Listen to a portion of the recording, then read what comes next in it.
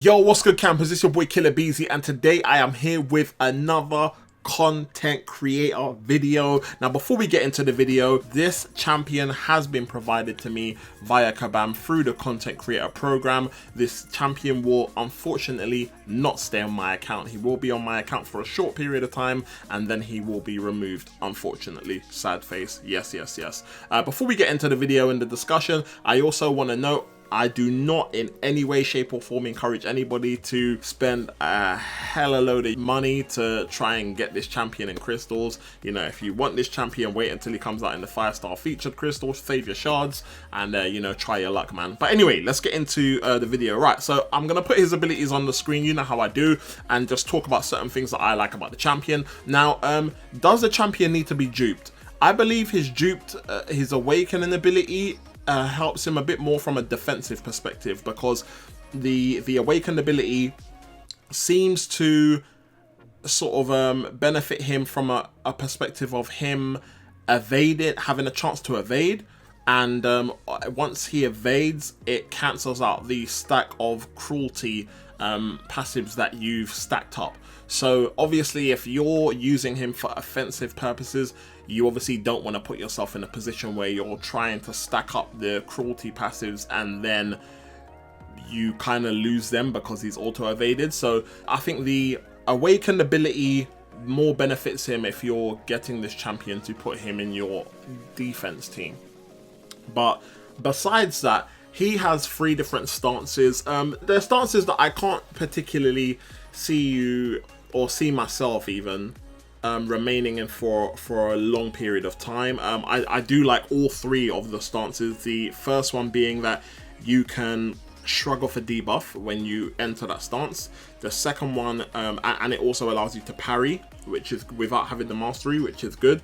The second one reduces defensive ability accuracy by 40%, and the third one, it all bleeds gain a 75% ability accuracy and can be inflicted on blocked hits, which is really good. So we're going to get into the gameplay here. So one thing I want to mention about this champion is that he comes across like, I mean, on paper it sounds like he's really difficult to use, but he's actually not. Once you get him in game and you get used to playing him, it is so easy. And I'll tell you the mistakes that I've made, right? So this is the best way that I found to play the character, right? What you want to do is when you use a special 3, you gain a fury passive, increasing your attack rating by 236.4 for 35 seconds. Each active cruelty passive increases the attack rating by an additional 236. So basically, what I found that worked for me was basically getting to 7 cruelty passives stacked, then using the SP3, it's gonna wipe all of my cruelty passives, but it's gonna give me a fury passive. And then what I would do is get up to 7 cruelty passives, and then I would use the special 2 before the fury runs out. And I found that to be really good damage. So it's literally stack 7 cruelty passives, use the special 3, then stack 7 cruelty passives again, and then use the special 2, and then rinse and repeat. That's kind of cycle, and I found that really useful. In regards to damage output, I don't necessarily think that Ronin is one of the best, but I definitely enjoyed playing him, man. Once you get used to him, I think. So what happens is, like, every light attack in a combo will change his stance, and then when you swipe back, it will enter that stance. So as you can see, I'm swiping and you'll see the gray circle changing on my light attacks, and whenever I swipe back, it then enters that stance and the gray circle will disappear. And basically what I found is, obviously, if you want to just change the stances really quickly to get to 7 cruelty passives like as soon as possible, I literally just flick between the first light hit in the combo and the second light hit in the combo. So I'd go medium, light, swipe back, medium, light, light, swipe back, and then I'll mix it, I'll rinse and repeat that, get to my 7 cruelty, and then obviously you play how you want there until you get to your 3rd special. I found this guy extremely fun to use, man. He felt so the gameplay just felt so smooth, man. So a big shout out to Kabam, man. The animations on this champion was really good.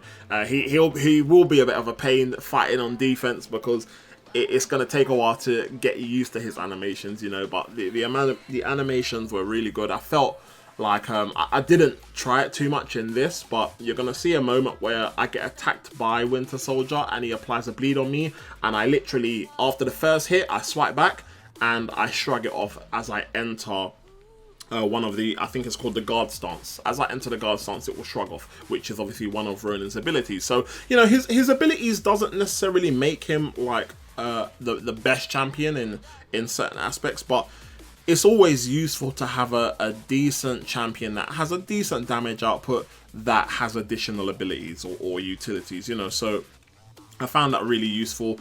The champion really, like I mentioned before, is really not that difficult to use, man. It's just obviously like anything, because it's a different style of play than what we're used to. What I found was when I first started playing him, I was focused a lot on the buffs underneath my health bar, and I was looking at that a lot to see, because I was making a lot of the mistakes that I was making was I was using the same light attack twice and going to swipe back, and obviously I can't enter a form that I'm already in, so I wasn't gaining cruelty, I wasn't utilizing the build up of my cruelty passives. So it took me a while to get used to it, and what I then started to do was I said I'm going to focus less on the buffs and focus more on remembering when I entered the stance on what light attack I used prior. So basically, if I done a medium light and then enter the stance, I remember that for the next combo, and then I say, okay, this time I'm going to do a medium light and then enter, you know. So I tried to remember it like that, and then I said, oh, last time I used 2 light attacks, this time I'm going to use 1, and then I tried to just remember it like that, and then that way I was able to focus less on my buffs and focus more on looking at the actual fight in itself and focusing on the debuffs and focusing on like when my timing for parrying the attacks and whatnot. And I found it a lot easier, you know, once you use him.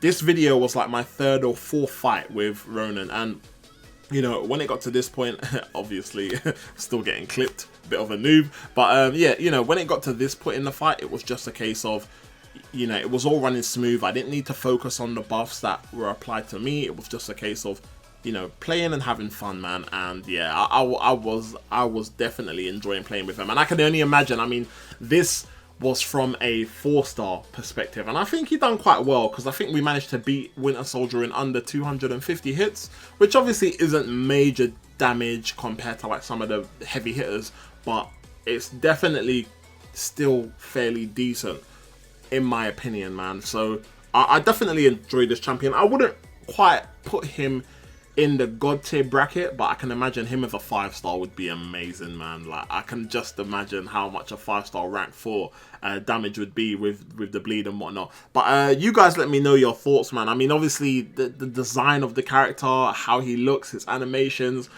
in my opinion, it is enough for me to have that character. I would love to have this hoodied, bad boy looking champion in my display picture, man, as my top champion, you know. But obviously, it is a case of, I think he'd be really fun for questing, he'd be really fun for AQ. I do like the fact as well, something I didn't mention before, but I do love the fact that when you're taking him up against bleed immune champions, if you was to do a hit that applied the bleed attack, that applied the bleed debuff, that you would gain a cruelty passive, which I think is really good, because, you know, obviously the problem that you have is when you use champions that do bleed damage and they come against bleed immune champions, they don't really have much to offer in those scenarios. But with this champion, it seems like he's still going to be doing a decent amount of damage with the way he works and the cruelty passives that he's going to be gaining. But obviously, in my opinion, his bleed is still a big part of his damage output, because you don't notice the bleed damage because it's like constantly ticking or whatnot, but it definitely helps. So you guys let me know what your thoughts are in this you guys let me know what your thoughts are with regards to what you've seen of Ronin so far. Let me know if you're hyped for this champion. Let me know if you're looking forward to Ronin. Let me know if you don't really think he's all that, if you think he's kind of average, and you know, what your opinion is, because it'll be good to know your opinion. I can't really say anything bad about him.